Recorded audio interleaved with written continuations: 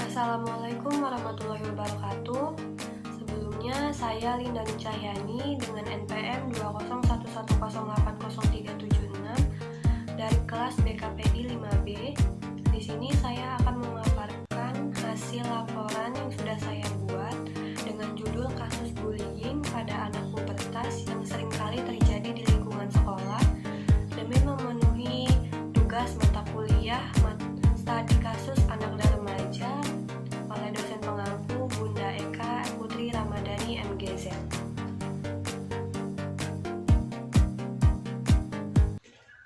Adapun pengertian kasus yang akan dibahas pada laporan ini yaitu tentang bullying.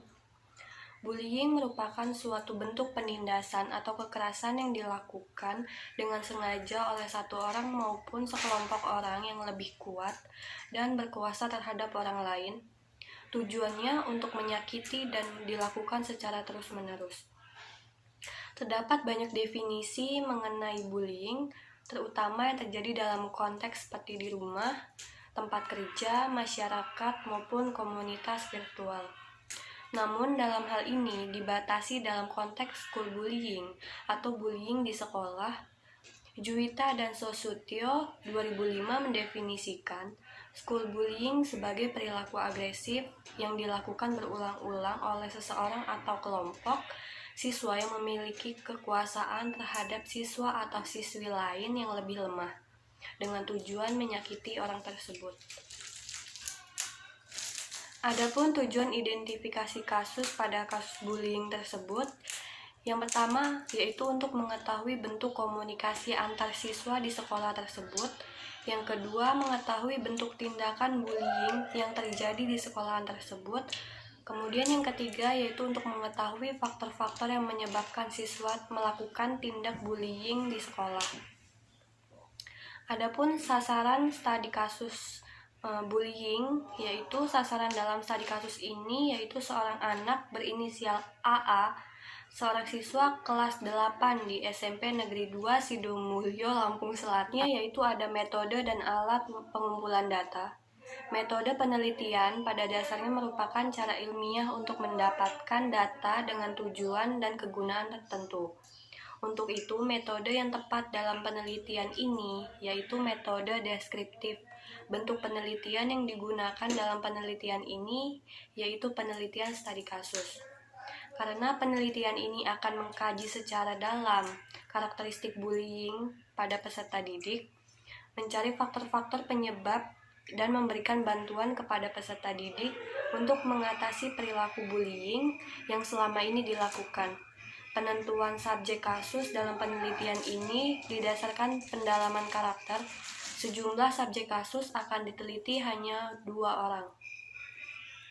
Bentuk penelitian yang digunakan dalam penelitian ini yaitu studi kasus, berpusat pada objek tertentu dalam memperoleh data yang lengkap dan jelas. Dalam hal ini faktor yang menyebabkan peserta didik bullying di SMP Negeri 2 Sidomulyo, kemudian menemukan cara yang tepat untuk membantu menangani peserta didik tersebut.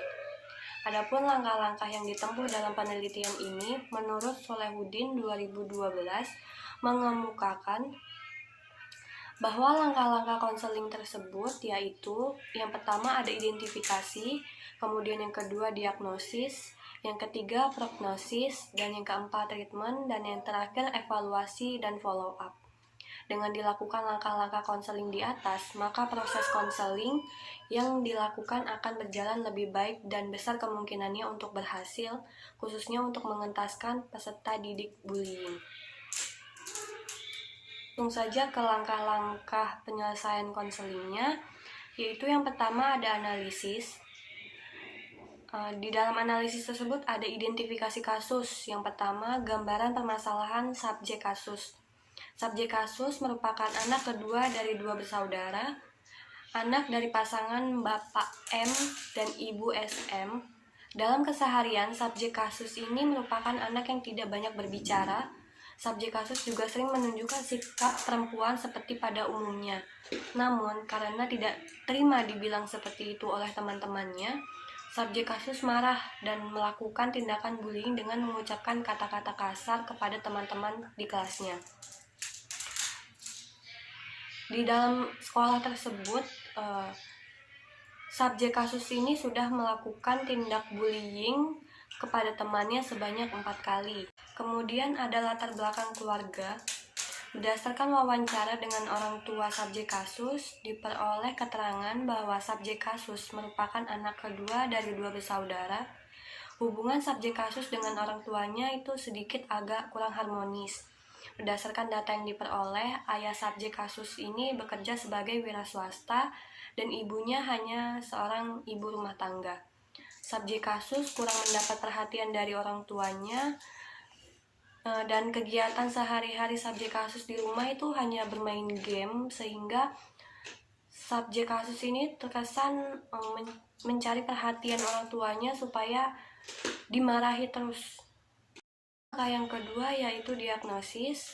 Diagnosis merupakan langkah untuk mencari faktor penyebab dari masalah yang sedang dihadapi oleh subjek kasus. Berdasarkan data yang terkumpul, maka dapat ditetapkan bahwa faktor penyebab subjek kasus ini melakukan tindak bullying, yaitu yang pertama ada faktor internal. Dari faktor internal didapat yang pertama, keinginan mencoba sesuatu yang baru. Subjek kasus yang pasif dalam berkomunikasi ingin mencari perhatian. Subjek kasus yang pada awalnya hanya ingin mencoba melakukan bullying, namun pada akhirnya menjadi kebiasaan. Kemudian yang kedua, keinginan untuk diterima oleh teman-temannya. Subjek kasus lebih banyak menghabiskan waktunya sendiri pada saat pulang sekolah. Dia melakukan bullying, merupakan kebiasaan yang dilakukan oleh setiap orang. Awalnya, subjek kasus ini melihat dari TV, sehingga subjek kasus juga ikut-ikut melakukan bullying terhadap teman-temannya di sekolah.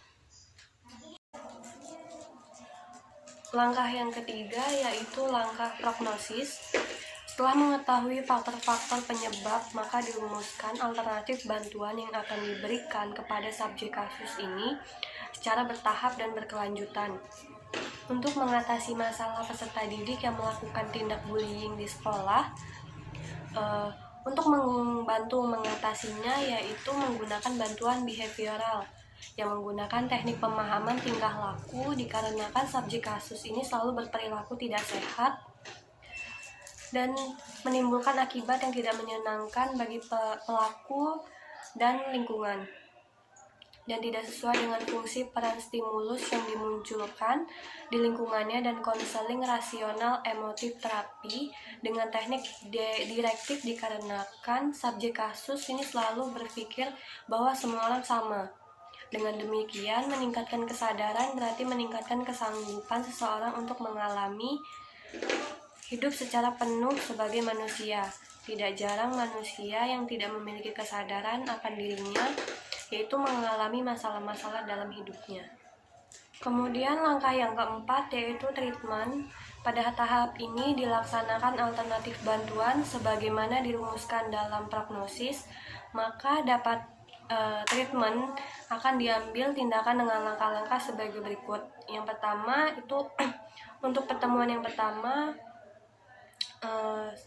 sebisa mungkin membangun hubungan baik dengan subjek kasus dengan cara memulai percakapan dan menampilkan diri sebagai orang yang dapat memahami dan menerima permasalahan yang sedang dihadapi subjek kasus dan mendengarkan dengan baik apa yang ingin disampaikan oleh subjek kasus. Yang kedua, memberikan pemahaman yang terkait dengan masalah subjek kasus. Pertemuan kedua, awalnya subjek kasus melihat cara asuh orang tua yang menurutnya kurang baik, sehingga mulai cari perhatian baru di sekolah dengan berteman di lingkungan sekolah. Teman-teman yang di dekatnya seringkali menimbulkan rasa penasaran terhadap cara bergaul mereka yang sedikit mendominasi peserta didik di lingkungan sekolah, yang menurut subjek kasus ini khusus ingin mencobanya dan lama-lama menjadi pelaku bullying, dan selanjutnya memberikan penguatan tentang kesadaran diri kepada subjek kasus untuk menilai dirinya dan perbuatannya. Yang ketiga ini sedikit mengulang dari hasil pertemuan kedua, yaitu berupa tugas yang diberikan kepada konseli dan memaparkan pokok-pokok pembicaraan sebelumnya. Kemudian membicarakan tugas yang akan diberikan kepada subjek kasus, mengevaluasi perubahan positif dan kesadaran diri yang telah dicapai subjek kasus dalam menghilangkan perilaku bullying. Kemudian, perubahan positif pada pertemuan ketiga adalah subjek kasus menjalankan tugas yang diberikan oleh peneliti dalam menghilangkan perilaku bullying. Subjek kasus menyadarkan dirinya sendiri kepada dirinya bahwa ia benar-benar akan berhenti melakukan bullying terhadap orang lain. Kemudian di pertemuan keempat, pada pertemuan ini subjek kasus sudah menunjukkan sikap yang lebih baik bahwa perilaku selama ini merugikan diri sendiri dan orang lain. Pada pertemuan ini, subjek kasus sudah menunjukkan sikap sebagai berikut, yaitu subjek kasus tidak melakukan tindak bullying lagi di sekolah maupun di kelas. Kemudian subjek kasus sudah mulai sadar tentang tugas dan tanggung jawabnya sebagai anak dan sebagai peserta didik. Kemudian subjek kasus lebih bersemangat dalam belajar. Subjek kasus selalu mengerjakan tugas yang diberikan oleh guru. Akhir yaitu evaluasi atau follow up. Evaluasi merupakan suatu cara yang ditempuh untuk melihat sejauh mana efek atau pengaruh yang diberikan bagi pemecah masalah yang ada. Untuk melihat sejauh mana keberhasilan bantuan yang diberikan oleh konseli, maka peneliti melakukan evaluasi terhadap perilaku subjek kasus sebagai berikut. 1. Pada saat wawancara dengan subjek kasus mengatakan bahwa sudah melaksanakan alternatif bantuan seperti menyadarkan diri untuk berhenti melakukan bullying, dan subjek kasus sudah berhasil merubah perilaku yang buruk menjadi baik yang dialaminya. Yang kedua, wawancara dengan guru mata pelajaran. Dari hasil wawancara dengan subjek kasus diperoleh keterangan bahwa subjek kasus mulai berusaha bersikap dan berkomunikasi dengan baik dan tidak bersikap seperti anak perempuan dan sudah mulai bersikap seperti anak laki-laki. Kemudian yang ketiga, wawancara dengan guru pembimbing. Dari hasil wawancara dengan guru pembimbing diperoleh keterangan bahwa subjek kasus telah menyadari perilaku atau kebiasaan bullying yang tidak baik untuk kesehatan dirinya. Kemudian yang keempat, wawancara dengan teman subjek kasus. Menurut temannya, bahwa subjek kasus sudah mulai berubah dan jarang sekali mengganggu temannya dengan tingkah laku yang gemulai jika sudah berkurang. Kesimpulan, berdasarkan kesimpulan di atas bahwa upaya dalam pengentasan peserta didik yang melakukan bullying disarankan untuk memberikan pengertian dan perhatian intensif dalam membimbing dan memperhatikan perkembangan pendidikan subjek kasus. Oleh karena itu, maka perlu kerjasama antara kepala sekolah, wali kelas, guru mata pelajaran, dan orang tua subjek kasus. Subjek kasus disarankan untuk tetap menjalankan alternatif bantuan yang sudah diberikan. Selain itu, belajar sesuai dengan jadwal belajar yang sudah dibuat.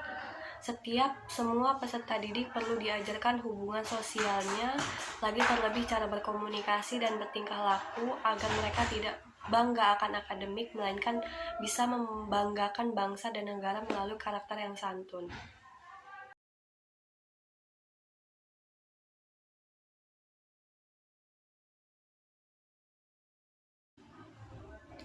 Baiklah, mungkin sekian pemaparan yang dapat saya sampaikan.